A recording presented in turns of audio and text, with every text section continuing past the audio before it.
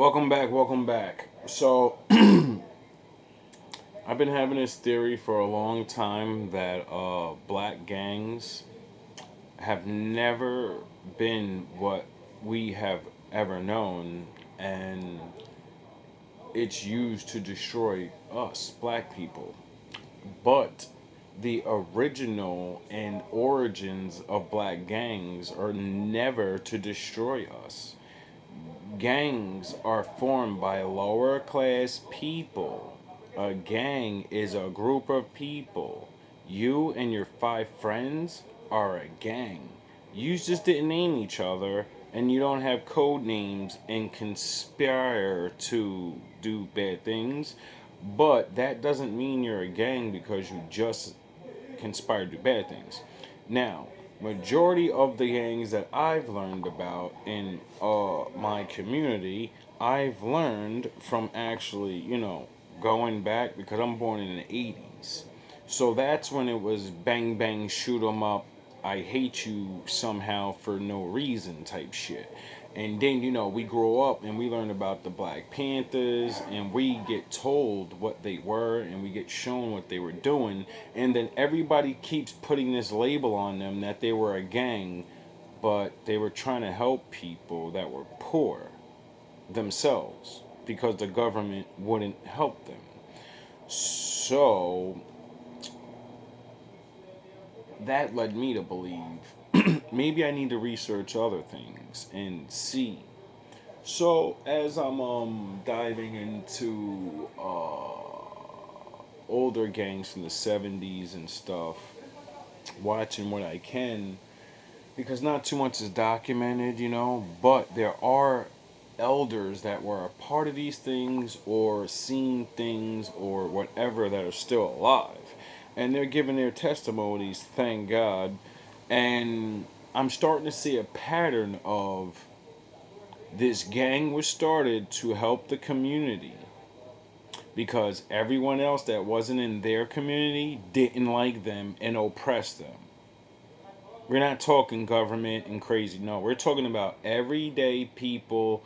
And, the further we go back in time, the more racist everybody was against my people. So you can't deny it, because, like, history. And you're not them and I'm not them. So we're not talking about us. We're talking about them and why my people are in this predicament now. And why you look at me like I'm a gang member, even though I'm not a gang member and why I'm trying to explain why my brothers and sisters are out there doing this to themselves because it's a trick. It has always been a trick and it will always be a trick. It's the yin and yang effect is what I call it.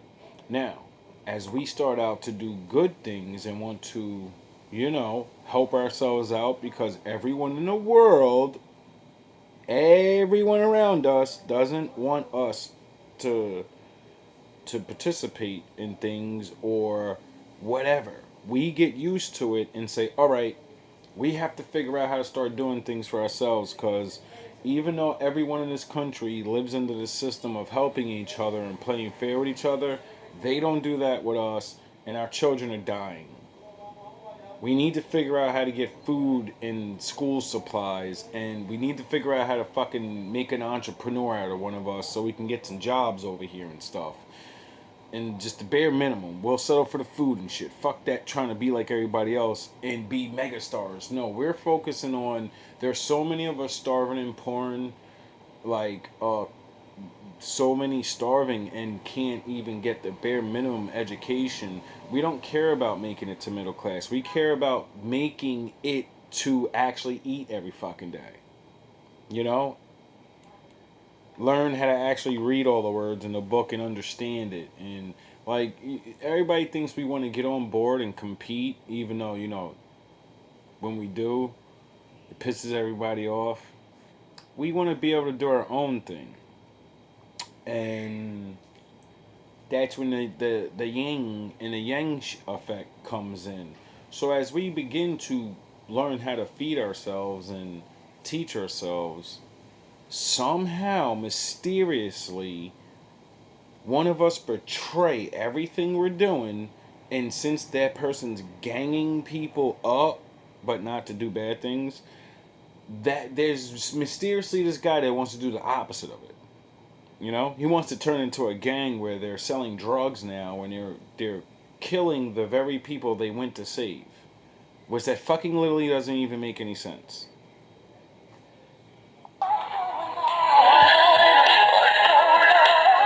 It is time for the podcast, and tonight we're going to take you inside the headlines. The widow of Bumpy Johnson, the notorious Harlem Godfather. Miss Mamie Johnson is going to be with us tonight, sitting in with Miss Karen Miller, Essence Magazine best-selling author, and the book is called Harlem Godfather, The Rap on My Husband, Ellsworth Bumpy Johnson. Now, to follow along with us tonight, you want to go two places, of course, the DryerBuzzBlog.com, and also Fair use. HarlemGodfather.com. Pre-order your book and be the first to read it. But tonight you're going to get the best of the buzz behind it. It is time for the podcast. Frank was nothing but a flunky and one that Bumpy never really did trust, she says. And she's going to tell us about that.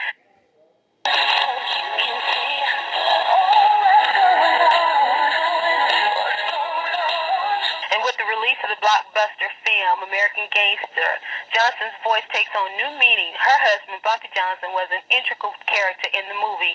Frank Lucas, the dope dealer portrayed by Denzel Washington, says Bumpy Johnson was his mentor, teaching him everything he knew.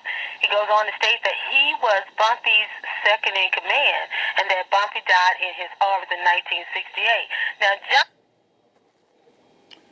Now, that's not my time, but I know of these things because, you know, my people tell stories. Before there was TV and fucking internet and, you know, we are verbal people. If we don't tell our story, the world won't.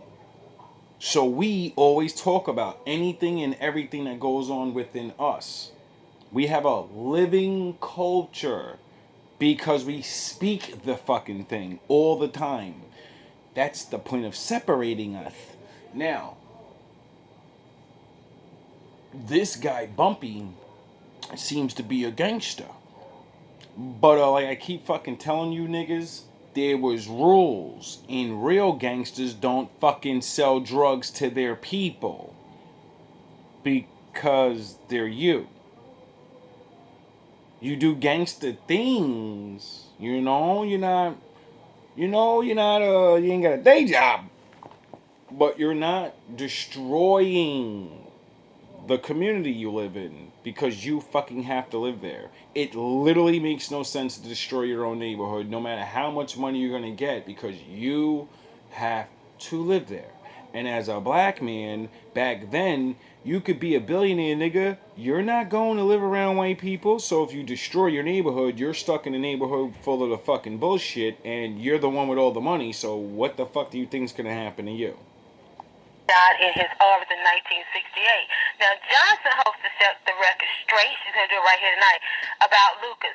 Frank was nothing but a flunky and one that Bumpy never really did trust, she says. And she's going to tell us about that. Are we glorifying gangsters? No, tonight we're talking about history and we're taking you to the source of it. Now, I don't know either one of these men. I'm not rooting for either one of these men because I don't know what they did. And the Bumpy, I'm sure it wasn't Bumpy Johnson for no reason. I'm sure he was bumping niggas in the night, So, but, those rules thing. See, the old gangsters had the rules of the commoners and the people. And then the people they do these things to, and then they leave the rest of the people, They help the poor. See, gangsters back in the day were like Robin Hood and shit. Even though they were doing things, it's because they were poor. So, they knew what it's like to not have Christmas turkeys and birthday gifts and... So, for all their sins that they know they're going to commit on this earth, they still believe in God. So, they're like, even though I'm going to do bad things, I got to give back because the Lord is real. And even though I'm kind of like on the other side, I'm on the other side because life is not fucking fair and it's not changing and the Lord's not just gonna magically do shit. I have to make change, but I can't make change, so people are weak in the flesh. No, tonight we're talking about history, and we're taking you to the source with Miss Mamie Johnson, and of course, Essence best-selling author Miss Karen E. Quiones Miller, and they are spreading the book buzz tonight with the number one source to buzz about a book, and that is dryerbuzz.com. Everybody has questions about this, and only we are taking you to the source. Hi, Miss Johnson. How are you? I'm good, dear. Thank you so much for joining us tonight. I know you have got a lot to say. You ladies have been putting the finishing touches on what's going to be an awesome book. And we actually had a chance to chat with Miss Miller earlier, and she was giving us some of the insight. So we want to give you the opportunity. I know you want to straighten out some things tonight, and we want to give you that opportunity to do that. So what I'm going to do at this time, Miss Miller, is allow you to introduce your special guest that you brought with you to the book buzz. Hi, for everyone who doesn't know, my name is Karen E. Quiones Miller, and I am honored to be the co-author with Miss Mamie Johnson of the book Harlem Godfather, The Rap on My Husband, Elvis Bumpy Johnson. Mamie Johnson is 93 and is the widow of the legendary Harlem gangster Bumpy Johnson, and she's here with us tonight. And I'm glad to be with her. Miss Mamie, have you had a chance to see the movie? Did you want to see the movie American? No, I don't want to see the movie. You don't want to see the movie now? No, no. Were you consulted at all during this movie process? No. Okay. I wasn't consulted. No. Now, I know there's some things that you want to refute, and the movie, movies normally take some dramatic license, but do you believe it was more than dramatic license in the story that we now know as to be the story of Frank Lucas? You mean, in other words, was Frank Lucas lying about his relationship with Bumpy? Yes, Frank Lucas was lying. His relationship was not what he said it was with Bumpy. He was never invited in our home. What kind of relationship did Frank have with Bumpy? Maybe he held his coat for him when he was getting in his car. Maybe he shined his shoes, but he certainly was not. He was not no. Frank Lucas is just a big liar. That's all, just a big liar. And he never lived with us. He never chauffeured for Bumpy no 15 years. Now, I listened to that article on BET 1968 when he said that he was somewhere putting drugs in the casket, sending it here. And that's the year Bumpy passed away. So how could he be in New York the night Bumpy passed away and Bumpy dying in his arms? You see, the thing about lying in this world is eventually people start putting things together. And then people that were there, if they're not gone, if they speak about what they seen and then people use their brain, then they can start adding things up and we're like, wait up. Why would somebody do this? Money? You know what I'm saying? Like, I don't know Frank Lucas, I don't know, but I know men. If I gotta say I used to know this dude so I can get his fucking street cred because he's that dude and he passed away and people know I used to shine his shoes, well, I already have cred that I'm around him. Now, if I spread that to I was his underhand to people that never seen me with this dude, but other people can verify that I was around him, well, then I can maneuver a legend because, if the big boss goes, then there's a fight to the top now. There's a so this is the problem with reality. In New York, the night Bumpy passed away and Bumpy dying in his arms. He was nowhere around the night my husband passed away. My husband was with me. So what do you think when you see or hear that this is in a movie, that this is becoming, that he is essentially writing a history for himself with this? Well, he's just a big liar, and he's trying to make some money. That's all what it is. This is the way he has to support his wife, by lying. He won't get very far. Now, how did you decide to work on the book with Miss Miller? I don't appreciate what he's saying about my husband, and I figure if we write this book, it might help. Well, and the thing is I've known Mamie for years and years and years and years, and we've been talking, oh God, more than 10 years now about, we need to write a book. We need to write a book about Bumpy. We need to write a book about Bumpy. And when the movie Hoodlum came out, and it had a lot of errors in there. Mamie was upset, but well, her thing was it wasn't malicious. People didn't know, so she was upset, but she wasn't mad at anyone. Who could you be mad at? They didn't know. And again, it was like, oh, well, one day we'll write the book. But then when Frank came out with this, first he came out with an article in 2000, Yolanda, where he was saying that he lived with Mamie and Bumpy for 6 months. He did. And that he met Bumpy back in 48, which he did not. No. And that Bumpy took him shopping for clothes and treated him like a son, which he did not. No. Mamie was furious because, with the other people who got it wrong. I mean, because most of the magazine articles and things that have been written about Bumpy are filled with errors, with factual errors. But like I said, Mamie always figured, they don't know any better. Frank, he knew better. No, men don't always know better. When you're broke and you have made a way that has no way, and people can be used like puppets. Period. Now, the point I'm making right there is these movies and these stories that were told influence people. And then they go and try to do things. But if it's a made up story, you're gonna get the real result while the movie's just a movie. Well, without harming nobody, capoeira it's a deadly dance. Martial art is a deadly art. It's a deadly dance. I always tell my students that. Deadly dance. That's what it is. But we were just having fun. We was just having fun. Kids having fun. Instead of fighting and stabbing each other, we know what happened was they planted that misconception about that Willie Lynch syndrome. Right.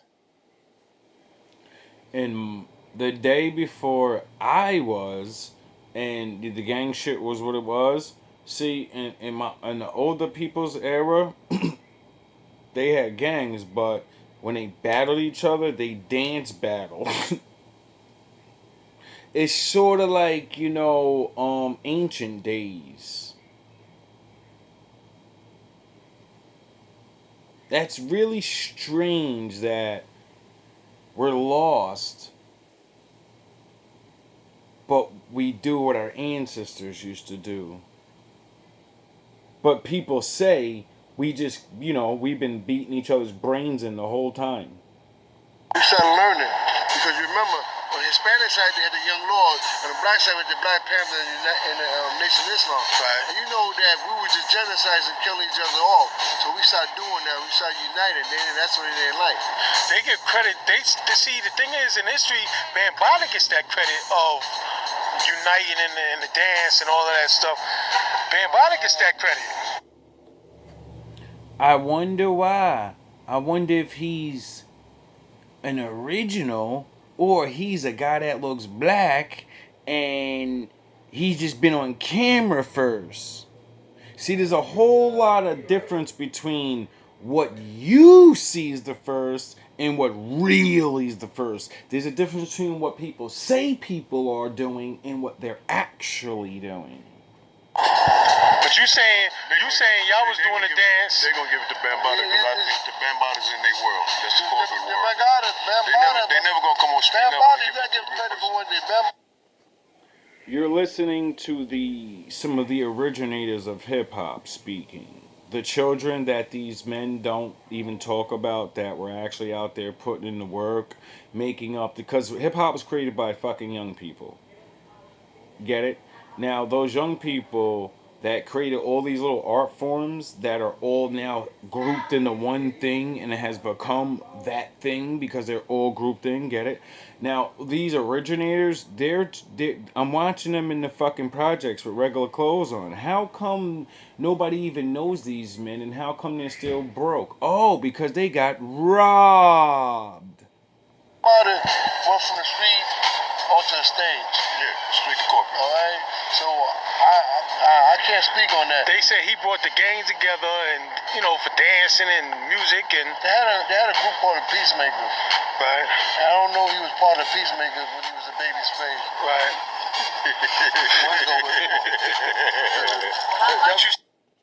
Now, I don't know what goes on too much back then because, like I said, I was a young man. and half of these groups, Zulu nations, and he's gonna name a lot of different. I don't know what was going on back then. All I know is, um, people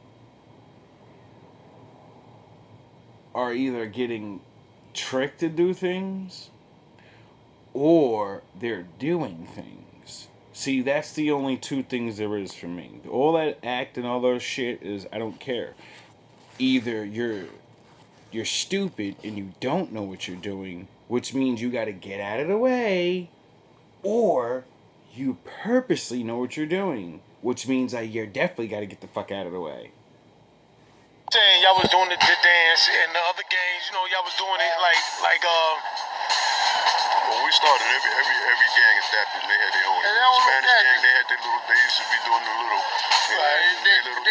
They pop it and do something else. right. Oh, so even the Spanish gangs, they wasn't out here with the blickies and the let's blaze off on each other. No, dudes would fight each other or have the dance battles more than likely. How did we get to where we are now? The godmother or whatever they want to say. No one person can say that. One group of people or one group of race or people cannot disclaim it, saying that they solely started. They did it. That's not true. I'm not the godfather and I'm not the godmother or whatever they want to say. No one person can say that. Oh, so these men that actually did a piece of something have actual knowledge in their brain to say it's one thing, but none of us can say we're the originators because it took all of us to do these things. You get it? And then since those things are based off things that are before us, then we didn't even originate really things. We took what was there and split it and mixed it and made it into, you get it? Everybody contributes to that pot of stew. And everything repeats itself. We wasn't the first one on the planet. I'm sure there's other things that we said and did. Other people did that long before we got on this planet. Right. Unbeknownst to us, unbeknownst to us. But you cannot say you're the original inventor of nothing because on the planet, it ain't too much original. Right. You know what that's called? That's called the Most High thinking. You don't get it? All right, I'm gonna explain. I'm gonna jump off the subject real quick. That is called nothing's new under the sun. That's called coming to the realization billions and billions and billions and billions of people lived here before you. That's coming to the realization of all the civilizations that have been here before you and they're not here no more. You get it? Once you start realizing that reality, it makes you start having an understanding. And then certain prides go away. Certain, you're beating your chest for no reason when, like, yo, what you did has been done a billion times. Shut the fuck all the way up. Be happy that you exist and you can do the thing. Sound the horns. Be happy you can do the thing you're doing. You know, we trying to understand the spades put contribution. So Yeah. the image as it stands now is that y'all was just violent gangsters, and then that was the media. the That was the media says. and then it became peaceful after Y'all. They want to see what? you know, like it was y'all, and then Bambaataa took it into music, and Bambaataa did take it into music, right. but we wasn't on violent. And besides that, you get a lot of space with DJs. Right. Like Mike was saying. Right.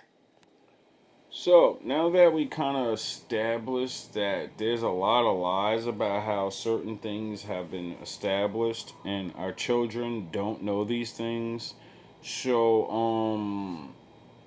what's going on then? Fair use. Raymond Washington was just 16 years old when he created what has now become one of the largest street gangs in the world. As the founder of the Crips, he planned to create multiple... A 16-year-old. Do you think a 16-year-old can think to create what it is now? Do you think this is what he was thinking? I'm gonna create what we see right now, what we know it to be. South Central Los Angeles, Watts, and Compton Crip gangs that would be united, protecting their neighborhoods from outside threats. But things would not go as he had.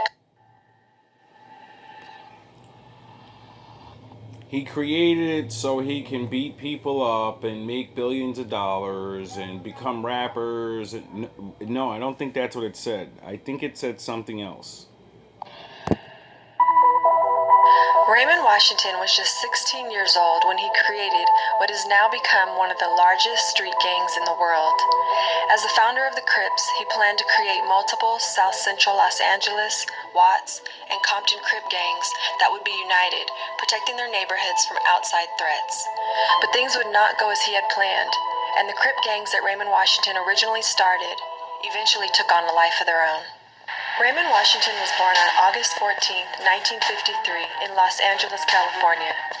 He spent most of his life on the east side, growing up with four brothers on 76th Street between Wadsworth and Central Ave. Growing up during the 50s and 60s, he was exposed to many of the issues taking place during that time, including racism, segregation, and the Watts riots, which took place less than a mile from his home. This was also the time of the Black Panthers, an organization formed to bring peace to troubled neighborhoods. The Panthers promoted unity and community independence in South Central LA and set up free breakfast programs for kids like Raymond Washington, who was No, they were trying to get them hooked on drugs and saying, yeah, we're going to take over the world. No, they were getting brutalized all over. Like, we were getting brutalized. Race riots aren't fucking, like a fun thing. And this is before we had guns and we're running around. And so we're just getting pummeled by other people. And the kids, the 16-year-olds is like, yo, bro, we can't just keep getting pounded every day. I'm fucking tired of this. This is retarded. Like, we gotta do something. 12 years old at the time. All these influences surrounding Washington at such a young age forced him to grow up fast. He developed a strong personality and started to become known in his neighborhood as a natural and commanding leader. In his teen years, he would often get into fist fights at school. These fights would eventually lead to him being kicked out of many LA area high schools and being sent to a juvenile detention center. Soon, Washington was known on the streets as one of the best fighters on the east side. He rarely drank and didn't do drugs. Instead, he worked out. How the fuck is the founder a non-drug user and a non-drinker that wants to know how to fucking fight his best, and he's like, fuck school. I need to know how to kick ass and be sober. But now, they get drunk and high. Do you see the yin and the yang? Constantly, powerlifting, weightlifting, and boxing every day for hours, quickly developing a reputation as someone who is not to be messed with. The first gang Raymond Washington affiliated himself with was the East Side Avenues. However, Washington was much younger than most members of the Avenues gang, and this came to cause problems. An altercation between Washington and the Avenues founder led to a split, and in 1969, at the age of 16, Washington left to start his own gang. The origin of the name Crips has been debated over the years, with some of the original members saying Raymond first called them the Baby Avenue Cribs, Cribs, due to their young age, which then later evolved into the name Crips. Yet others who were there at the beginning say the name Crips came from the nickname Crip, which was given to Washington's older brother because he was bow-legged. Either way, it seems like a yin and a yang. By the time word got out to surrounding areas about Washington's newly formed teenage gang, they were known as the Crips. Washington used military-like tactics to organize the Crips. He held meetings at local parks, set up safe houses in case of attacks, and brought together leaders of neighboring gangs to form unions. He also set a dress code: khakis, suspenders, ace deuce derby hat, leather jacket, earring in the left ear, black glove on the left hand, and a bandana on the left side. As the Crips expanded, Washington would sometimes use a strong-arm approach to gain new members, but he was not quick to use guns or knives and would only fight when necessary. In fact, in the beginning, the Crips were not about violence or criminal activity. Washington had organized the gang, taking from the idea of the Panthers to promote strength in the community and protect the neighborhood from crime and outside threats. I'm gonna leave it right there. Like biology put in. Sylvester Scott was born on November 13th. Welcome to Hood War Stories. In this episode, I'll be discussing like biology put in. Sylvester Scott was born on November 13th, 1954, in Los Angeles, California, where him and his family resided on 115th Street between Compton Avenue and Wilmington, in very close proximity to the Nickerson Gardens, a current bounty hunter Watts gang stronghold. In 1972, the Scott family would relocate to Compton, where they lived in a single-story home on Pyru Street, off Parmalee Avenue. In the early 1970s, the Crips evolved into the East Side Crips and the West Side Crips, and later the Compton Crips. The sets would arrange rumbles with foes. The fights were hand-to-hand at first, which Raymond Washington preferred, but intensified to include the use of bats, chains, and knives. Meanwhile, Crips continued to claim new neighborhoods in Compton. This was at a time Compton was over 90% black. Raymond Washington, Tookie Williams, and Michael Conception began victimizing students attending neighboring Centennial High School. Within a short period of time, they gained a significant following. But when Raymond, Tookie, and a small group of followers attacked Puddin and Vincent Owen, it set off a significant chain of events. Puddin and Vincent, who both lived on Pyru Street, refused to be victimized and fought off the attack.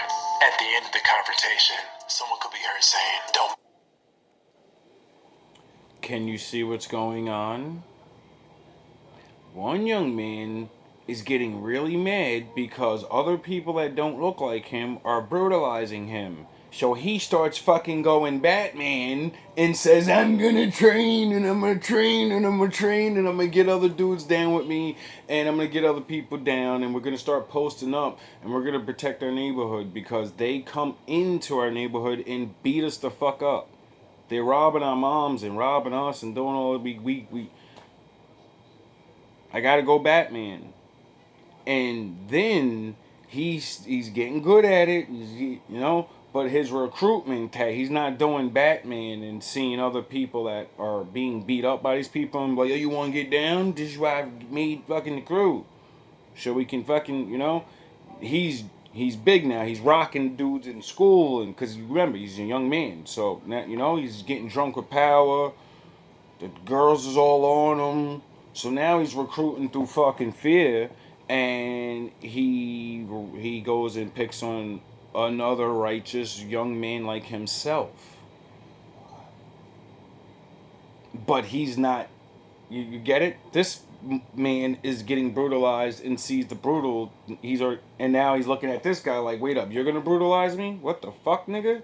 What the fuck is going on here? Refused to be victimized and fought off the attack.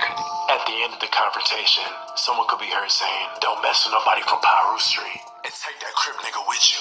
Puddin would create the Pyru Street Boys and claim the turf around Compton's West Pyru Street, which intersected at Central Avenue, just north of 136th Street. Puddin was described as a scrawny kid at the time, who enjoyed throwing the football around. The Pyrus were originally associated with the Crips, but split off after a few internal battles. Because the Crips heavily outnumbered the Pyrus, Puddin had to string together smaller black sets that bordered the areas near Willowbrook. They eventually became the Bloods and adopted the color red. Usually when a gang is vastly outnumbered, they have to be extra out with the violence. So at that time required the Pyrus to up their firepower. And to be able to afford this artillery, they had to imitate the Crips by getting involved in the drug game. Puddin was a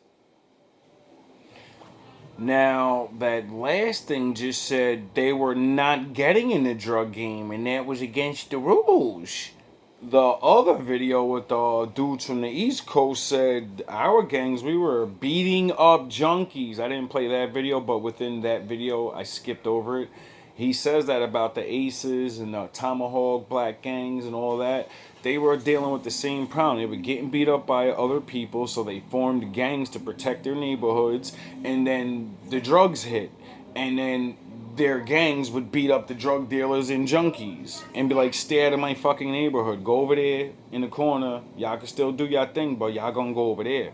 You're not gonna be in the park. You're not gonna be where the old people play fucking Yahtzee and shit. You're not gonna be where the elders are and the children. You're gonna take your ass away from them, or you're gonna deal with us, the youth. And somehow, maybe because the drugs are there, and then people were like, "Hey, this shit's maybe we should get money off this shit." I mean, we are forming this, but it's like strange to me because it these people. Do you see the one, young-mindedness, and because they're young men? Two, they're trying to protect themselves, and then they go, "I'm gonna be fucking wicked now," out of nowhere. I'm gonna just go. No, that's not how that works. No one in any race fucking does things like this. I'm gonna build myself up to be Batman, but now I want to be the Joker for no fucking reason. Just by getting involved in the drug game. Puddin was a teen nobody wanted to mess with. He evolved into not only one of the biggest drug traffickers in Compton, but the head honcho of his most violent gang as well. Puddin wasn't known as a fighter. He would gain his notoriety on what he did when he had a gun in his hands. As the leader, he set the tone and created an atmosphere of intimidation. I wonder why he said fuck all that fighting shit. Maybe because the other guy was on that old school, and he trained and he foreseen what he was about to start doing. So he's like, yo, I gotta fucking get big and I gotta learn how to fight. So he spent his youth going to jail and fist fighting anyone that thinks they can fight so he can learn how to fight. He didn't care about losing. He cared about learning how to take those fucking punches. So when he became the one, he understood to be the one, to be the man, you gotta beat the man. He understood that. So, he was like, fuck it, I gotta beat a man. And he went to, but when he fought this man was like, bro, nah, we're not doing all that. Like, I'll fight you back. And then he got his people, and they kept fighting back. But you're dealing with, like what the thing said. He's learning military tactics. The first guy, he's fucking, he's not fucking around. This ain't new to him. This is not this is a playing thing. So now you got another dude that's right, just like, yo, bro, man, fuck this. These niggas is slick. He got the Mayweather hands with the Rocky fucking build. What the fuck am I gonna do against this guy? I ain't got time to train. So that's when niggas like, man, fuck this shit. I'm bringing the bat next time we go there, nigga. I'm tired of getting beat up by them. They've been working out for months and shit. We regular, nigga. What the fuck? We gotta catch up to these niggas. And then when you hit a dude with a bat or a chain, the dudes that was fist fighting is like, yo, they bringing the bats. Alright, next time I'm bringing a knife. Then one of them bring a knife, and now we gotta get the pistols. Now we gotta get the shotties. Now we gotta get the AKs. Whoa, AKs, automatics. Those are unregistered weapons. They're illegal, and black people can't even fucking walk down the street without getting stopped. How are they getting fucking weapons like this? It's impossible. There's no factories. So, how are they getting military weapons? He set the tone and created an atmosphere of intimidation. All the power rules followed suit. Puddin single-handedly attacked every last Crip set in Compton. The real war in Compton kicked off in 1972, when Puddin and a few power rules opened fire on the Crips. The quadruple shooting left one dead. Puddin had a massive target on his back, as Compton's most wanted, because all the Crips wanted him dead. But Puddin was very elusive. He would strategically keep switching vehicles after he carried out a series of attacks. Okay, so now we have a nigga that trained and became Batman. And then shit gets crazy, and he does something to somebody, the same thing that was done to him, and this guy has one bad day and becomes the Joker and says, fuck this, you think muscles and fighting techniques is all there is? I'm gonna fucking show you. I'm gonna show you, motherfucker. Over time, his name began having a mystical aura attached to it, and people were beginning to think he was untouchable. Puddin would venture into the east side of Compton and shoot up the Red House on numerous occasions. The Red House was a notable home located on Pine Street that Tookie and the Crips would frequent. Puddin had a hit list and wanted all the top Crips to get it. He eventually got Tookie. One day on Almond Street, Puddin ambushed and shot at Tookie with a .45. Tookie dove for cover behind a house, but he wound up getting hit in the legs. He was bedridden for a while and had a hard time recovering. When Tam was killed by Crips in 1975, this set Puddin' into a frenzy. Tam was like a brother to Puddin'. Puddin' would go on a rampage and wanted all the Crips to feel it. Crips were getting shot in the legs, ass, ankle, and feet. In one attack, the bullet grazed the Crip's head and sent his cap flying. He was hysterical after almost being killed by Puddin'. During his Now, I'm going to stop it there. Now, I don't know because I wasn't there. But I do know people tell stories. Many of these gangsters survive these things and tell the stories. And people been trying to figure out what the fuck started beefs forever. You know? And a man like me wanted to know how gangs even started. You know? And then so when I see these things keep getting talked about, how they're starting out as like people trying to protect themselves, and then they go from people protecting themselves to people brutalizing themselves with the tactics that people are that made them start doing what, that does not make sense to me. And when I seen that, I said, what makes that happen? He's working for Death Row. And he paid for the services of us, which everybody thought was cool and accepted what he gave. He was never a leader, a shot caller, period. Well, I had Melvin Farmer on my show. Mm-hmm. He was one of the founders of the A-Tray Crips. Okay. And he said something interesting. Fair use, Vlad. He feels that the Crips and Bloods are anti-black organizations. And they also were one of the forces that stopped the civil rights movement.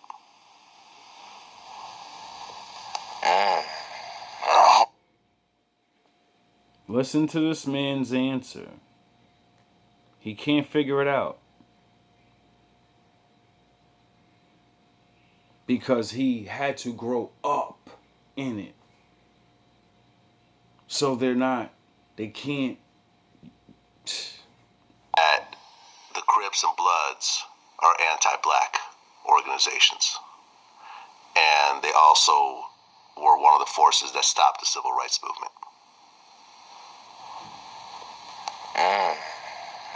How can you have a movement if all the children are killing each other?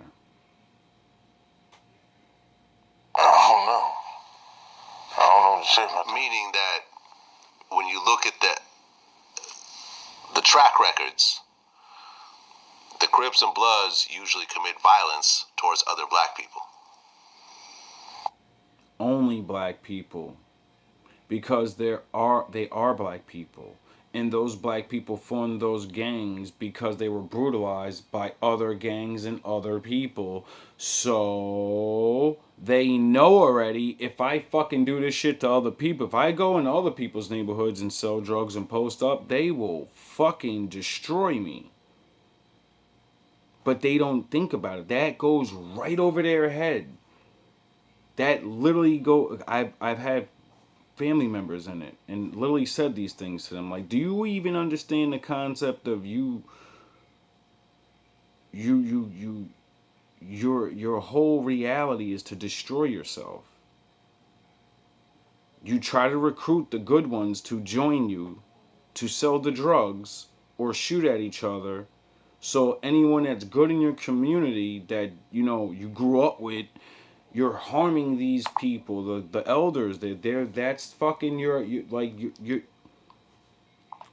they're hit. Like when all this first started, like I remember when watching the older people wow out and shit in my neighborhoods and different shit, and then like we didn't have the shootings. Like I didn't grow up where it was like super bad like that. But the next city over in Jersey City and other places, people were bussing. And I have family over there. And it was fucking strange to see someone shoot somebody and then you gotta go to the fucking funeral together because that was a part of your friend's, cousin's, close people, and all y'all actually cool with that one or those families, but it never mind. Yeah. Yeah, and oh man, we fighting. This is my opinion. We fighting against ourselves, and we fighting others. We are the biggest cause of black men getting killed. You can say the police and whoever you want to, but just think about it. Every day we losing a 15, 14, 13-year-old, 20-year-old black man because another black man killed him. You just lost your cousin. Just lost my cousin. And he's how old? 20. 20 years old. Yeah. He was in his neighborhood? No. Hi, shalom, shalom from Israel. This is Ola, the daughter of Jethro. And I just heard that you black people that was stolen from Africa to America, that you don't know who you are. But you are the children of Yahweh, the children of Israel. And I'm telling you, you have to come back to your homeland, here to Zion, to Jerusalem, because us the Gentiles, we do need you. We need you to come and pray because you are our saviors. Saviors, we do need you. We need you to come and pray because you are our saviors.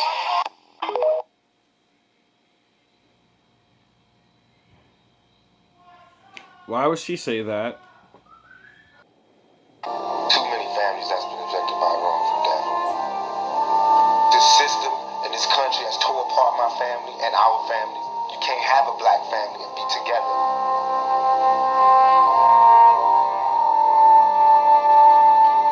How many more funerals do we gotta go to?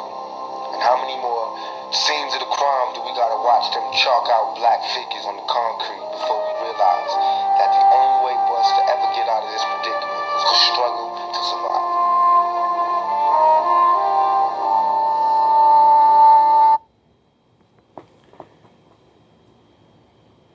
The one thing everybody don't want to do.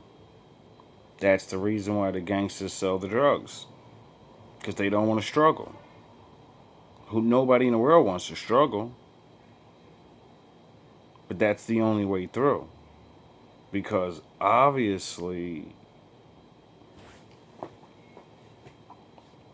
it's only a matter of time. See, unbeknownst to people that don't pay attention to history and think they've doing something new, like those elders were saying, you're never the first, you know? And if the Lord doesn't end the world, you won't be the last. Meaning, the things that have been done will end the way they're supposed to end. It's inevitable. Meaning, the world has been changing for so long, and technology's changing, right? So eventually, people are gonna get sick and tired of, these places being destroyed, and they're gonna move you out of them, and then disperse you,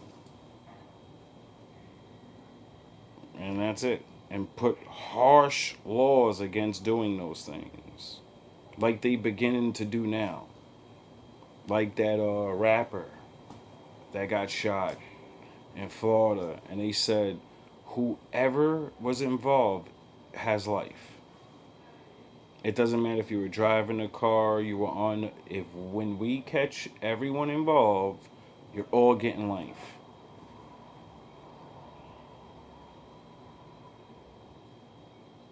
So now, the other half of myself that has been destroying myself, I'm gonna have to get away from you.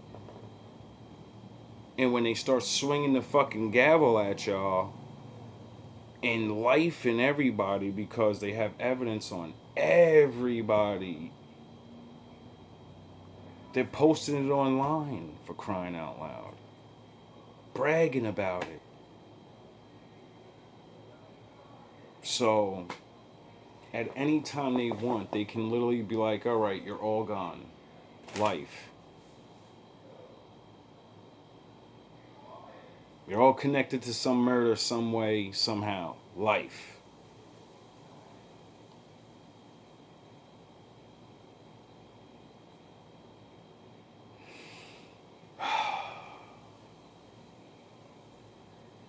Good luck. Godspeed. Because,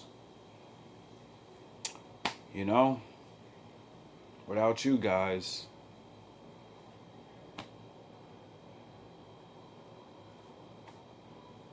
see, I'm not stupid.